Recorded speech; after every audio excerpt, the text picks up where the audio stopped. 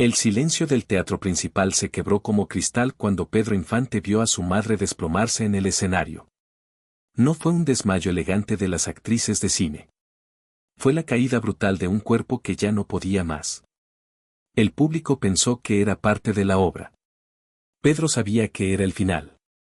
Era marzo de 1954 y la compañía teatral de Lucha Moreno había llegado a Mérida para presentar La mujer que se atrevió a vivir.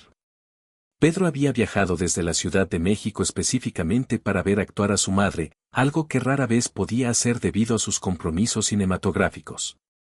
Se había sentado en primera fila, con una sonrisa que se le borró del rostro cuando vio que su madre se tambaleaba durante el segundo acto. Lucha Moreno tenía 62 años y llevaba 40 representando personajes que la vida le había negado ser. Había criado a Pedro prácticamente sola, trabajando en carpas y teatros de pueblo mientras él vendía periódicos en las calles de Guamúchil. Nunca le había dicho que estaba enferma.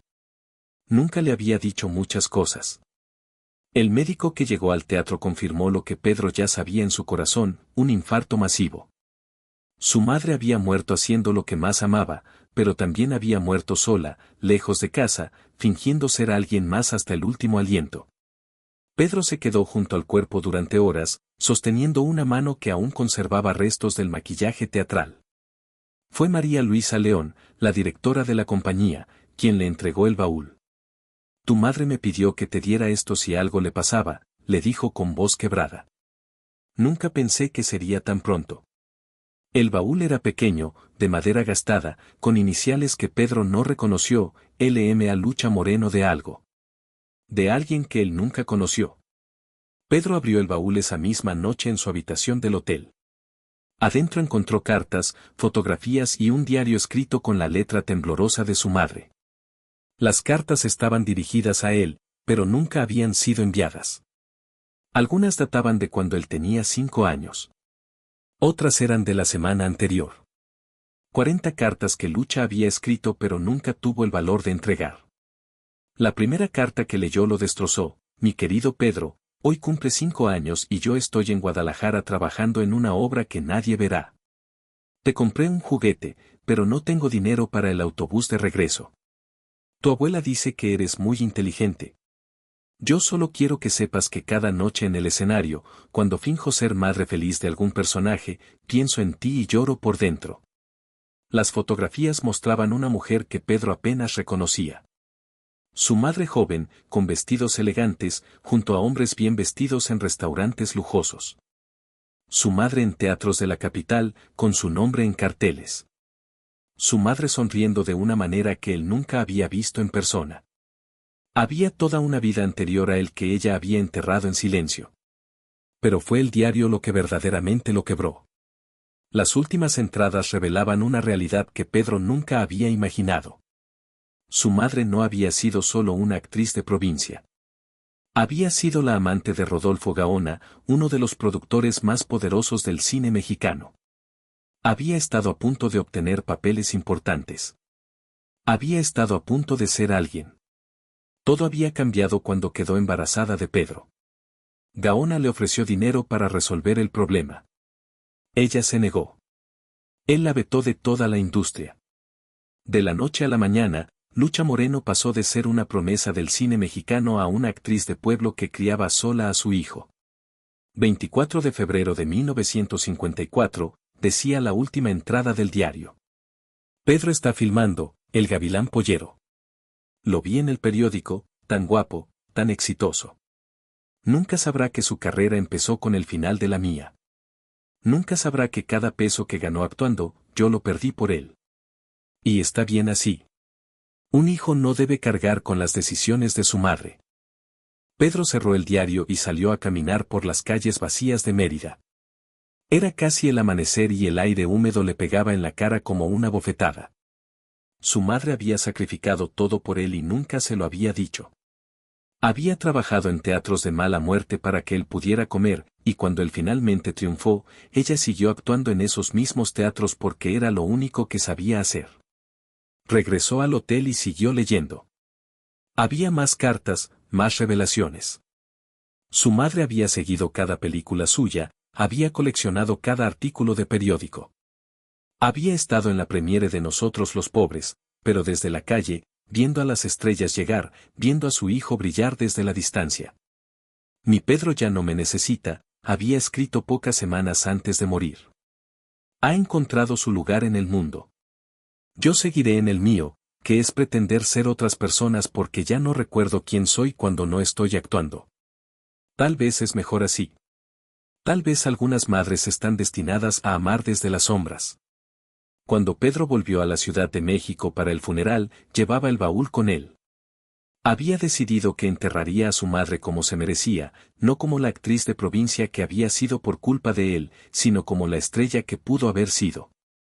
Contrató el teatro más elegante de la capital para el velorio. Invitó a toda la industria cinematográfica. Puso una fotografía de Lucha joven y radiante en el centro del escenario. Pero la gente que llegó no era la que él esperaba. No vinieron las grandes estrellas ni los productores importantes. Vinieron los actores de teatro de barrio, las costureras que hacían vestuarios, los tramoyistas, los acomodadores. Vinieron las personas que realmente habían conocido a Lucha Moreno, no la que él había imaginado en su culpa. Esperanza Baur, una actriz veterana de teatro, se acercó a Pedro durante el velorio. Tu madre me salvó la vida una vez, le dijo. Yo estaba enferma, sin dinero, y ella pagó mi operación con lo que había ahorrado para comprarse un vestido nuevo. Nunca te lo dijo porque no quería que te sintieras obligado a pagarle. Así era Lucha. Daba todo sin esperar nada. Otros contaron historias similares.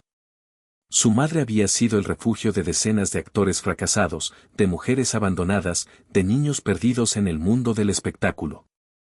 Había usado su pequeño departamento como casa de huéspedes gratuita para quien lo necesitara. Había compartido su comida cuando ella misma apenas tenía para comer. Su mayor actuación, le dijo don Arturo, el viejo director que la había conocido desde joven, no fue en ningún escenario. Fue fingir durante 30 años que no era una santa para que tú no te sintieras culpable por su bondad. Pedro entendió entonces que había estado llorando por la madre equivocada. No había llorado por la mujer que sacrificó su carrera por él, sino por la carrera que él creía que le había arruinado. Su madre no había perdido su vida cuando él nació. Había encontrado su verdadero papel, ser la madre que él necesitaba y la benefactora secreta que otros necesitaban también. Pero el entendimiento llegó demasiado tarde. Pedro no pudo agradecerle nunca. No pudo decirle que la amaba no por lo que había sacrificado, sino por lo que había elegido ser a pesar del sacrificio. No pudo decirle que su verdadero éxito no estaba en las películas que él hacía, sino en las vidas que ella había tocado sin que nadie lo supiera. El impacto de esta revelación cambió algo fundamental en Pedro. Comenzó a visitar orfanatos en secreto. Empezó a pagar estudios de actuación para jóvenes sin recursos. Estableció un fondo para ayudar a actores veteranos enfermos. Todo en silencio, como había hecho su madre. Todo sin buscar reconocimiento, como le había enseñado ella sin saberlo. Pero la culpa seguía allí, creciendo como una herida infectada. Pedro empezó a beber más. Empezó a volar su avión de manera cada vez más temeraria. Como si inconscientemente buscara reunirse con su madre del único modo que sabía, muriendo joven, en la cúspide de su carrera, antes de que alguien más tuviera que sacrificarse por él. Sus amigos notaron el cambio. Pedro hablaba menos, sonreía menos. Sus canciones empezaron a tener un tono más melancólico. En las entrevistas, cuando le preguntaban sobre su familia, sus respuestas se volvían evasivas y sus ojos se llenaban de una tristeza que no había estado allí antes. María Félix, quien había trabajado con él en varias películas, lo confrontó una tarde en los estudios. No puedes vivir cargando muertos, Pedro, le dijo. Tu madre hizo lo que hizo por amor, no por sacrificio. Si sigues así, vas a convertir su amor en una maldición. Pero Pedro ya no podía distinguir entre amor y sacrificio. Para él, amar significaba perder algo de uno mismo. Significaba fingir estar bien cuando no lo estabas. Significaba sonreír para otros mientras te morías por dentro. Había aprendido a amar como su madre amaba, en silencio, desde las sombras, pagando precios que nadie sabía que estabas pagando. La última carta que encontró en el baúl estaba fechada el día antes de que su madre muriera. Pedro, decía, si estás leyendo esto, significa que ya no estoy contigo. Quiero que sepas que cada día difícil valió la pena por verte brillar. No llores por las oportunidades que yo perdí. Celebra las que tú ganaste. No fui una actriz famosa, pero fui la madre de Pedro Infante. Ese fue el mejor papel de mi vida. Esas palabras lo persiguieron hasta el día de su propia muerte, 3 años después, cuando su avión se estrelló en Mérida, la misma ciudad donde había perdido a su madre. Algunos dijeron que fue un accidente. Otros que Pedro había estado volando de manera cada vez más imprudente, como si buscara algo que no podía encontrar en la tierra. En su funeral, vinieron las multitudes que nunca habían ido al de su madre. Vinieron las estrellas, los productores, los fans que lo adoraban. Pero en primera fila, silenciosa y vestida de negro, estaba Esperanza Baur, quien había venido a llorar no solo por Pedro, sino por Lucha, que había criado a un hijo tan noble que no pudo vivir con el peso de su propia bondad. La historia de Pedro Infante y su madre se convirtió en leyenda, pero no de la manera que él habría querido. Se convirtió en la historia de un hombre que amó tanto a su madre que se destruyó tratando de ser digno de su sacrificio. Se convirtió en la historia de una mujer que amó tanto a su hijo que se volvió invisible para que él pudiera brillar. Años después, cuando abrieron el departamento de Lucha Moreno para donarlo a una fundación benéfica, encontraron cientos de cartas más. Cartas de actores agradecidos, de familias que ella había ayudado, de personas cuyas vidas había tocado sin que Pedro lo supiera jamás.